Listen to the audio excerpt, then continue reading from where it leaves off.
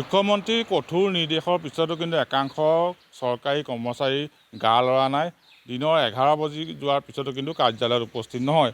এই মুহূৰ্তত মই উপস্থিত আছোঁ কলিয়াবৰৰ পূব প্ৰান্তত থকা কলিয়াবৰ উন্নয়ন খণ্ডৰ অন্তৰ্গত কুঠৰি গাঁও পঞ্চায়তৰ কাৰ্যালয়। আৰু এই কাৰ্যালয়টোত দিনৰ 11 বাজি যোৱাৰ পিছতো কিন্তু এজন চতুৰ্থ বৰ্গৰ কৰ্মচাৰী বাদে এজনো বিষয়া কৰ্মচাৰী নাই।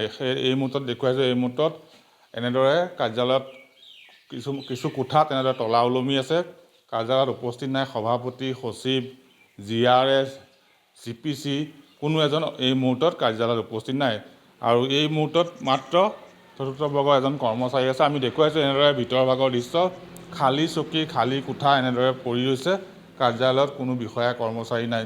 মুখ্যমন্ত্ৰীয়ে কঠোৰ নিৰ্দেশ দিছে 10 বাজি 15 মিনিটত প্ৰতিজন চৰকাৰী কৰ্মচাৰী কাৰ্যালয়ত উপস্থিত হ'ব লাগিব। কিন্তু কলিয়াবৰৰ একাংশ চৰকাৰী কাৰ্যালয়ত ইয়াৰ ওলোটা ছবি দেখা গৈছে। এয়া হৈছে কলিয়াবৰ উন্নয়ন খণ্ডৰ অধীনৰ কুঠৰি গাঁও পঞ্চায়ত। এয়া সভাপতিৰ কাৰ্যালয় দেখুৱাইছোঁ, সচিবৰ কোঠা দেখুৱাইছোঁ। এনেদৰে খালী চকী পৰি আছে, কোনো এজন বিষয়া কৰ্মচাৰী নাই, মাত্ৰ চতুৰ্থ বৰ্গৰ কৰ্মচাৰীজন আছে। আৰু এনেদৰেই আচলতে কাৰ্যালয় চলিছে, একাংশ চৰকাৰী কাৰ্যালয় চলিছে। আমি দেখুৱাইছোঁ এই মুহূৰ্তত আন এটা কোঠা দেখুৱাইছোঁ। এয়া হৈছে কুঠৰি গাঁও পঞ্চায়তৰ সভানেত্ৰী কোঠা। এই কোঠা এই মুহূৰ্তত খালী চকী এনেকৈ পৰি ৰৈছে।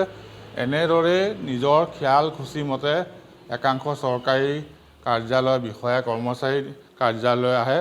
11 বাজি যোৱাৰ পিছতো কিন্তু এই মুহূৰ্তত কুঠৰি গাঁও পঞ্চায়ত কাৰ্যালয়ত এজনো কৰ্মচাৰী নাই, মাত্ৰ চতুৰ্থ বৰ্গৰ কৰ্মচাৰীজন আছে। আমি আচলতে তেওঁৰ পৰাই জানিবলৈ চেষ্টা কৰিম যে কিয় এই 11 বাজি যোৱাৰ পিছতো এজনো বিষয়া কৰ্মচাৰী নাই।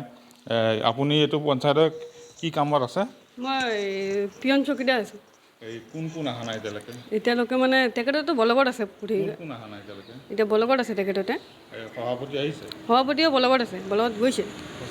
সচিবো বলবৎ, GRSও বলবৎ, আৰু GPCও বলবৎ আছে। ইয়ালৈ আহি পেলাই চহী কৰি গৈছিল নে? চহী আছে, চহী আছে। বাহিৰে গৈছে? না আছে চহী। আপুনি দেখুৱাওকচোন ক'ত আছে ৰেজিষ্টাৰখন, আমি চাব বিচাৰিছোঁ। আচলতে তেওঁলোকে এজন চতুৰ্থ বৰ্গৰ কৰ্মচাৰী আছে। তেওঁ কৈছে যে যিগৰাকী কৰ্মচাৰী GPC, GRS, সভাপতি, সচিব, তেওঁলোক উন্নয়ন খণ্ড বিষয়া কাৰ্যালয়লৈ গৈছে। কিন্তু আজি এই মুহূৰ্তত তেওঁ নাই। তেওঁলোক পোনে পোনে ব্লকলৈ যোৱা বুলি কৈছে। তেওঁলোকৰ আজি ৰেজিষ্টাৰত চহী আছে জানো? আজি তাৰিখত নাই। আজি চহী কৰা নাই? আজি তাৰিখটোত কৰা নাই। বাহিৰে গৈছে? তেখেতে মানে নগাঁৱৰ পৰা আহে এজন, দুইজন নগাঁৱৰ পৰা আহে। GPC নগাঁৱৰ পৰা আহে, GRSটো আপোনাৰ হাটবৰ ব্লকৰ পৰা আহে, এই কলিয়াবৰ পৰা। আৰু লগতে আপোনাৰ সভাপতি আমাৰ কুঠৰি, তেওঁ অহা নাই। তেওঁ গৈছে হাটবৰ ব্লকত গৈছে তেওঁ। আৰু লগতে তেখেতে মাতিছে BDO বাইদেৱে তেনেকুৱাত।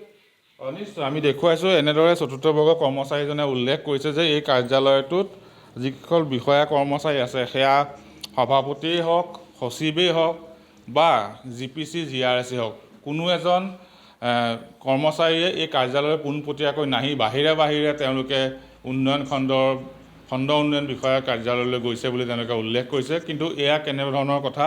কাৰ্যালয়ত চহী নকৰাকৈ, কাৰ্যালয়ত যি উপস্থিতি স্বাক্ষৰ নকৰাকৈ তেওঁলোকে পোনে পোনে বাহিৰে উন্নয়ন খণ্ডৰ কাৰ্যালয়লৈ গৈছে বুলি উল্লেখ কৰিছে। কিন্তু এয়া এক দৃশ্য আমি দেখুৱালোঁ যে কিদৰে আচলতে কলিয়াবৰ একাংশ চৰকাৰী কাৰ্যালয় চলিছে। 11 বাজি যোৱাৰ পিছতো কিন্তু তেওঁলোকে কাৰ্যালয়ত উপস্থিত নহয়।